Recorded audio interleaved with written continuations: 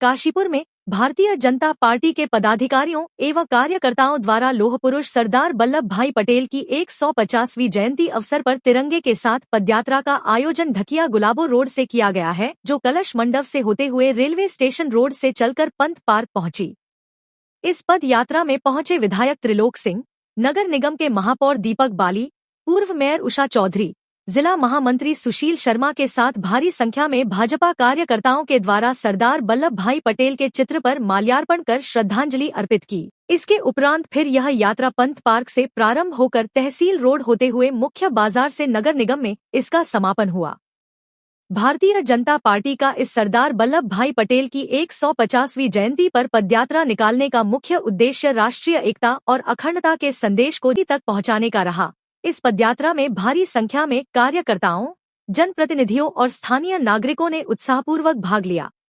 यात्रा के दौरान पूरा शहर एकता जिंदाबाद, वंदे मातरम और भारत माता की जय जैसे नारों से गूंजता रहा। जगह जगह लोगों द्वारा फूल मालाओं के साथ पदयात्रियों का स्वागत किया गया। इस दौरान पदयात्रा में कार्यकर्ताओं के अंदर जबरदस्त उत्साह देखने को मिला। इस अवसर पर महापौर दीपक बाली ने कहा कि सरदार वल्लभ भाई पटेल देश के प्रति दृढ़ता, निर्णय लेने की क्षमता एवं राजनीति के सूझबूझ वाले ऐसे पुरुष थे जिन्हें आज हम लौह पुरुष के रूप में भी जानते हैं। इसके साथ ही काशीपुर विधायक त्रिलोक सिंह चीमा ने कहा कि सरदार पटेल ने अपने दमखम और अडिग इच्छा शक्ति से देश के 562 रियासतों का सफल एकीकरण कर आधुनिक भारत की नींव रखी।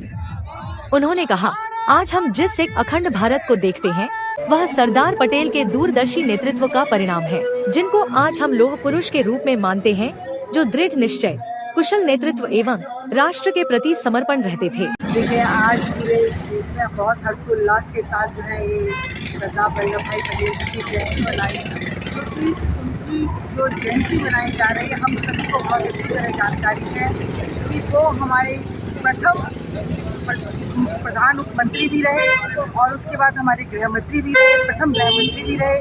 और लौह पुरुष की जो हम आज जो है बड़े गर्व के साथ उनको लौह पुरुष की संज्ञा देते हैं, इसका मतलब ये है कि वो अपने दृढ़ संकल्प के साथ जो भी कार्य, एक बहुत बड़े स्वतंत्रता संग्राम सेनानी थे और दृढ़ संकल्प के साथ आगे बढ़ते थे।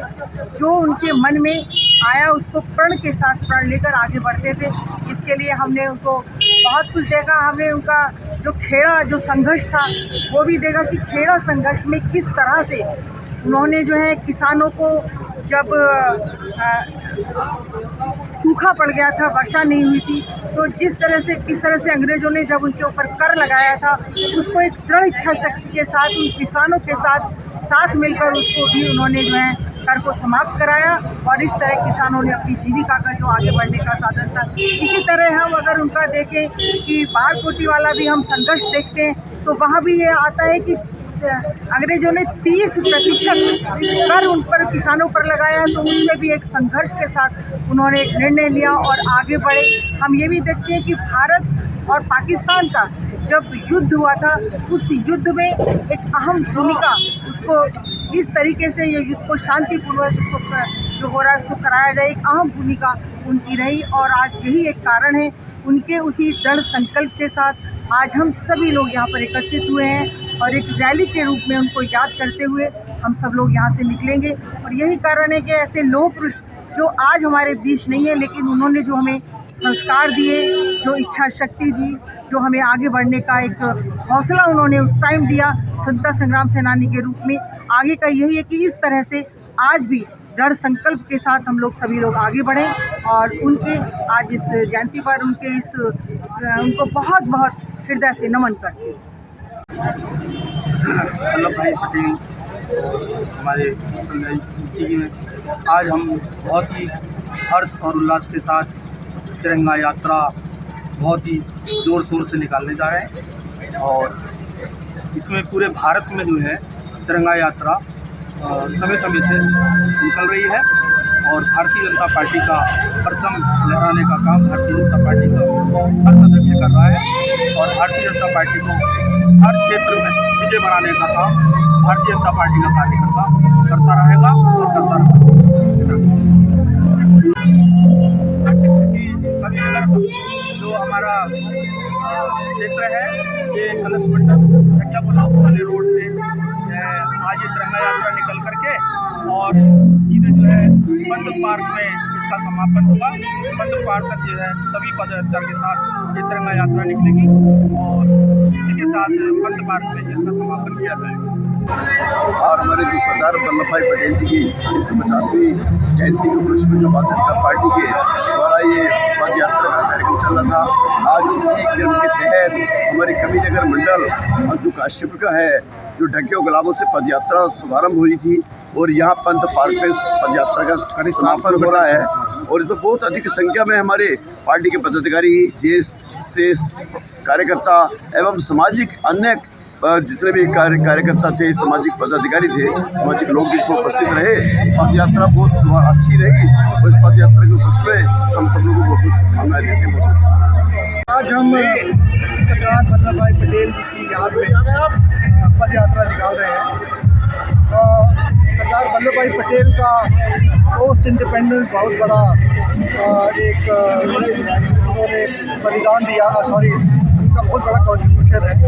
उन्होंने देश की यूनिटी के लिए अपना बहुत योगदान दिया और हम जो उन्होंने जो भी आज एक देश का जो विकसित देश की जो हमारी सोच है उसके ऊपर आज देश पदों पे काम कर रहा है और उसी तरह हम लोग याद रखें और उनके जो उनकी सोच है उसके ऊपर काम। हमारे भारतीय जनता पार्टी के द्वारा देश भर में, प्रदेश भर में और सभी शहरों में भी पद यात्रा निकाली जा रही है। तो आज भारतीय जनता पार्टी के राजनीतिक संगठन के द्वारा जो पद यात्रा का आयोजन किया है उसी में भाग लेने के लिए मैं यहाँ पर पहुँचा हूँ। सरदार वल्लभ भाई पटेल जी की आज 150वीं जयंती जरूर है, लेकिन हम सबके दिलों में, हम सबके दिमाग में वो आज भी जीवित है।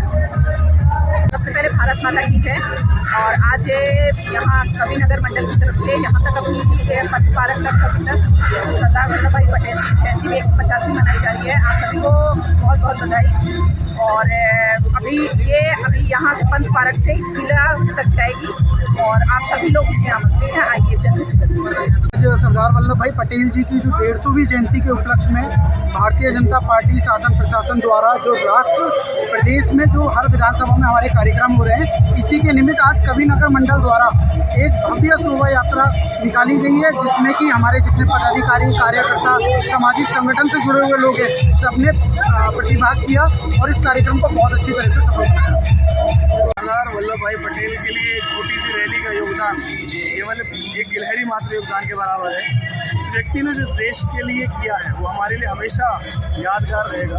क्योंकि 550 रियासतों जैसे छोटे छोटे टुकड़ों में बटा हुआ है भारत, उस व्यक्ति के द्वारा ही एक धागे में पिरोया गया है। उसके बाद ये श्रेष्ठ भारत का निर्माण हुआ है, जिस भारत को हम आज अखंड भारत कहते हैं।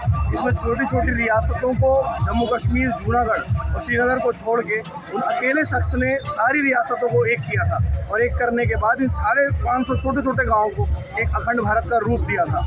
आज वर्तमान में यहाँ हम उनकी यादगार के रूप में उनके इस योगदान को मनाते हैं। शायद अगर वो ना होते तो आज ये अखंड भारत ना होते।